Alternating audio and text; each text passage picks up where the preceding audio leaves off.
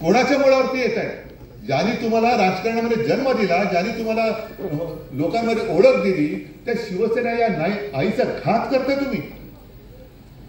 आणि जो आईचा घात करतो तो काय लोकांना न्याय देऊ शकतो? आणि आता तुम्ही यांच्या पायावरती लोटांगण घालताय. त्याच्या मनात हेच असेल, आणि याला जरा कुठे मधाचं बोट चाटवलं तर ह्यांनी आईचा घात केला, हा उद्या उठून माझा घात करणारे निश्चित आहे. मग कशाला याला पोसायचं? हे पाप ते जे करतायत हे त्यांना आत्ता नाही कळणार. घात केल्यानंतर तो घात आम्ही होऊ देणार नाही, अजिबात होऊ देणार नाही.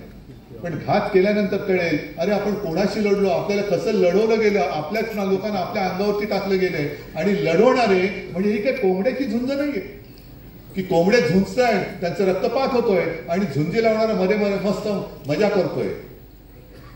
ही परिस्थिती आज आपल्या राज्याची आणि आपल्या देशाची आहे. आणि मग अशा परिस्थितीमध्ये ही अनंत तरे साहेबांसारखी माणसं ही आवश्यक वाटतात. आज नुसत्या त्यांच्या आठवणीची पानं, अरे वा छान पुस्तक काढलं, पुस्तक काढलं त्याच्याबद्दल तुमचं कौतुक आहेच.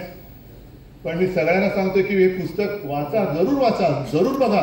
पण वा छान काय माणूस होता नाही, तो त्यातला छानपणा आपल्यामध्ये काहीतरी येऊ द्या, थोडा तरी येऊ द्या. जसं आज म्हणजे असं आता तुम्ही सांगितलं ना की हा दुसरा सुव्यवसाय, एक यशवंतरावांचा आणि दुसरा हा.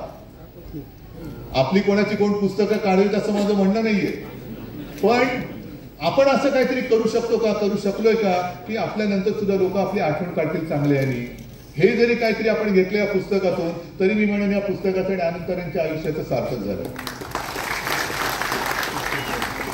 असो, आज तुम्ही सगळे इकडे जण आलात, आठवणी तर खूप आहेत, त्या सांगायला लागलं तर आणखीन पुस्तकाची पानं वाटतील. पण अनंत तरे यांनी जे एक आपलं व्रत घेतलं होतं, सेवेचं व्रत, ते व्रत घेऊन आताची सुद्धा शिवसेना पुढे चालली. आणि भाषणाच्या सुरुवातीला मी जो काही उल्लेख केला की आता म्हणजे गाडीत बसल्यानंतर ठाणेकर कसे राहत असतील, कसे इकडनं तिकडे जात असतील, विकास झालाय, मग विकास झालाय तर पैसा खर्च झालाय, मग खर्च गेला कुठे, कोणाच्या खिशात गेला? ट्रॅफिक जाम एवढा होतो, एवढा ट्रॅफिक जाम मी यापूर्वी कधी ठाण्यात पाहिला नव्हता.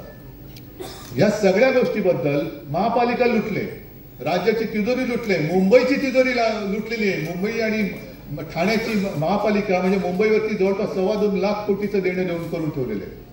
कोणी केलं हे? आहे शेतात जायला हेलिकॉप्टर. काय शेतकरी, पंचतारांकित शेती, हेलिकॉप्टरनी शेतात जातो. मग इकडे जरा काही मनासारखं नाही झालं तर तिकडे जाऊन हेलिकॉप्टरने जातो, पण भाजी कापतो का रेडा कापतो माहिती नाही. तर या भ्रष्टाचाराविरुद्ध येत्या सोमवारी आपण मोर्चा काढतो. आणि या मोर्चामध्ये मला अभिमान आहे की आपल्यासोबत इतर पक्ष सुद्धा आहे आणि विशेषतः मनसे सुद्धा आहे. कारण शेवटी आपल्या मुलावरती कोण येत असेल, आपण भांडत राहायचं, मग शत्रू हवेत कशाला?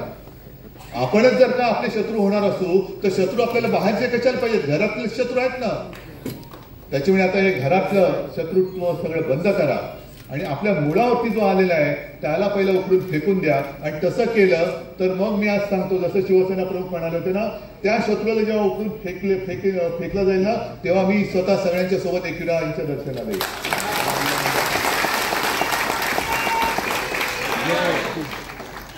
ठीक आहे, मला वाटतं ठाणेकरांनी ठरवलं तर नक्की होईल.